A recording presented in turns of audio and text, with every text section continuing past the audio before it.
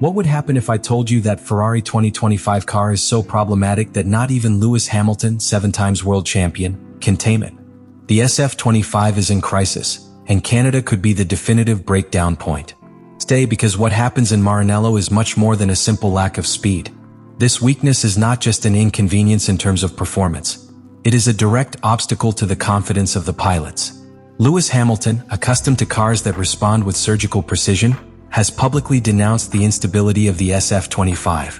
He speaks of a car that does not warn, that loses the rear without prior notice, and that forces him to drive with an improper caution for a competitor of his caliber. Leclerc, meanwhile, has expressed similar frustrations. And when two elite pilots coincide in their diagnosis, the problem is clearly not in the hands that hold the steering wheel, but in the machine they should dominate.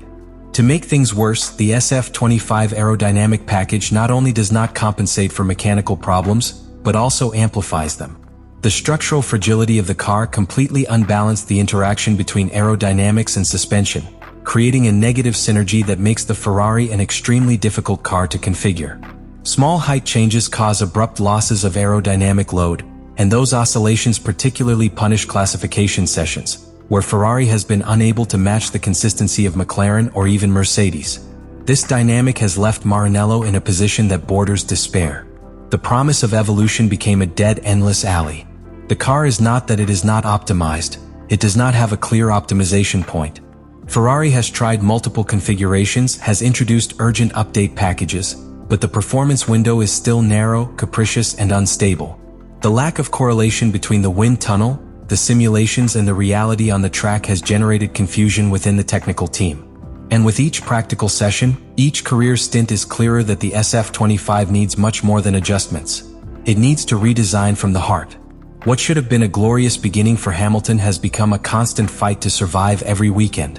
The Scuderia not only faces a technical crisis, it is trapped in a wrong concept, and that, in Formula One, is synonymous with a lost year, or worse, of an internal fracture that can have much more durable consequences.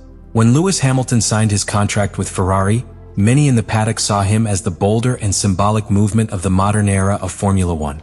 The heptacampion of the world not only left behind more than a decade of history with Mercedes, but also threw himself into a mission that seemed taken from an epic novel, to return Ferrari to the throne of the Queen category. But what promised to be a golden alliance between the most laureate pilot of his generation and the most legendary team of sport has begun with a brutal dose of reality. From the first race in Australia, Hamilton faced a very different panorama from the one he imagined. The SF-25 not only failed him at a technical level, but also forced him to rethink fundamental aspects of his piloting. Accustomed to the surgical precision of the Mercedes that piloted for years, Hamilton suddenly found an unstable car, lacking in response and, above all, unable to generate confidence in curve. This deficit is not less. For a pilot, the confidence in the behavior of the car is the pillar on which each fast lap is built, each maneuver to the limit. Without it, everything becomes a defensive fight. In Melbourne, Hamilton barely managed to add a point. The most serious thing was not the position, but how. In full rain, the SF-25 did not offer traction or balance, and a strategic error of the Ferrari wall deciding to keep it on the track while others changed pneumatics left it exposed and without tools to respond. But beyond that episode, the truly revealing was his body language outside the car. Serious gesture, gaze of frustration, and statements that showed a deep bewilderment. As much as he struggled to find answers, the car did not behave logically, and that in a pilot with his level of experience is alarming. In China, the panorama changed slightly. Ferrari managed to improve part of his configuration for the sprint format, and Hamilton showed flashes of the champion he is. In a single round, under maximum pressure, he extracted from SF-25 a magical lap that catapulted him to the top positions, leaving McLaren and Red Bull behind. It was an electrifying, almost symbolic moment. But that brightness lasted little. Already in career conditions, the car returned to its destructive habits. Unpredictable balance changes, survival without prior notice, and a performance window so narrow that any temperature or wear diversion condemned it to ostracism. In other words, Hamilton showed that it can pilot above the limits of the car, but also that these limits are unacceptable to compete at the highest level. The most significant thing is that, despite his efforts to adapt, Hamilton himself has admitted that he underestimated the magnitude of the challenge. He thought that his experience, his technical intelligence, and his work ethics would be enough to accelerate his integration in Ferrari. but what has been found is a car that challenges even the brightest. To approach the rhythm of Leclerc, it has had to modify its driving style, incorporating details such as the most pronounced lift and coast, and a different approach in brake motor management. Changes that, although they have allowed him to win tenths, do not compensate for a car that simply is not up to the circumstances. This second act marks a turning point. Hamilton can no longer depend on his talent only. He needs a technical environment at its height, and for now, Ferrari is not. Canada will be its next great exam, a clue where braking stability and traction are critical. If the SF-25 fails again, we could be not only to confirm that Ferrari is out of the fight for the title, but also before the erosion of hope that accompanied the arrival of the British to Maranello. The reality is undeniable. The project for now is far from being competitive, and Hamilton knows better than anyone. The Formula One calendar advances inexorably towards an appointment that could mark Ferrari's fate this season: the Canada Grand Prix. For many teams, Montreal represents a strategic opportunity, a demanding but predictable clue, ideal for refining concepts and finding confidence. For Ferrari, on the other hand, it is emerging as a deadly trap. The circuit layout Gilles Villeneuve is a combination of long straight, violent braking and low-speed curves.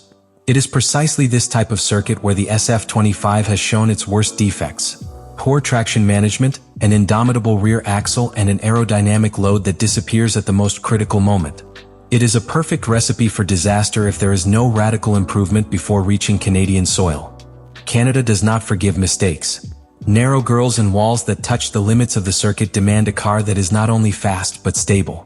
A car that gives the pilot confidence to attack in each curve, knowing that the answer will be consistent. But in Maranello, the word consistency has been replaced by chaos. Body height problems, extreme sensitivity to temperature changes, and disconnection between the mechanical and aerodynamic part of the car have made SF-25 a car that seems to be at war with itself. And when that internal conflict occurs, the pilot has no opportunity to highlight. Hamilton knows it. It has made it clear between lines and in its gestures. The car is not prepared for this type of track, and if the promised updates do not work from the first round on the track, Canada could be the confirmation that 2025 is no longer salvageable. Ferrari has announced an emergency aerodynamic package that includes a partial ground redesign and modifications in the diffuser to improve braking stability, but the real problem is in the rear suspension. If that key component does not adjust successfully, no superficial improvement will avoid the debacle. And in modern Formula One, the margin of error is non-existent. The context could not be more delicate. McLaren has established itself as the most complete team of the moment. Mercedes has found its technical base, and Red Bull, although vulnerable, still has a differential factor, and Max Verstappen a differential factor that make up the deficiencies of its RB21. Ferrari, on the other hand, is at a crossroads. Not only technique but philosophical. If the next careers do not offer a trend change, the team will be forced to make a decision that nobody wants to admit in public: to abandon the development of the SF-25 and focus all its resources on the 2026 project, with a new technical regulation as a horizon. It would be an implicit recognition of failure and a devastating emotional burden for Hamilton, which would have changed equipment only to find another impassable wall. Internal pressure grows.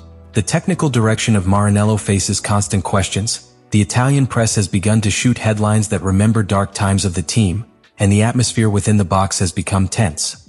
The relationship between Leclerc and Hamilton, although professional, is affected by shared impotence. No one in Ferrari is comfortable. No one feels in control. And in this climate of uncertainty, Canada appears as the last thread that can be thrown before falling into the abyss. If the performance does not improve drastically in Montreal, what is at stake will no longer be just a disappointing season. It will be the credibility of the Ferrari-Hamilton project. A union that was born as a promise of glory and that runs the risk of becoming a symbol of a major strategic error. Because in Formula One, as in life, the second opportunities do not always come with margin to correct. And if Ferrari fails in Canada, it could be too late to recover something more valuable than points: faith in a competitive future. The outcome of this story is not yet written, but what is already undeniable is that Ferrari is on the verge of a crisis of historical magnitudes. It is not the first time that the Scuderia is going through technical difficulties, but what differentiates this situation is the dangerous combination between gigantic expectations and a reality that disintegrates the career after career. The arrival of Lewis Hamilton was not simply an acquisition of talent, it was an institutional commitment. Ferrari bet its prestige, its medium-term project, and its resurgence narrative around the British. And until now, the results threaten to turn that dream into a mirage. The problem with the SF-25 is not just a technician. It is symbolic. It represents the eternal dilemma of Ferrari, the difficulty in integrating innovation with execution. Year after year, solutions are sought inspired in other dominant teams, but they are replicated without adequate knowledge or infrastructure to adapt them to their own DNA. The passage to the pull rod system is the most obvious example. A functional concept in Red Bull and McLaren, but deeply incompatible with the rest of the technical package that Ferrari has developed. Trying to force that architecture has created an engineering Frankenstein that does not respond to the demands of the pilot or the realities of the modern competition. And meanwhile, time runs. The calendar does not expect. Every weekend that passes without a concrete solution is a wasted opportunity and a deeper moral blow for the team. In this scenario, Canada becomes more than a race. It is a pending sentence. The question that is floating in the air is brutally simple. Is Ferrari able to save this season? But behind that question there is another even more critical. Is Ferrari ready to recognize that he has been deeply wrong in his technical approach and change course before it's late?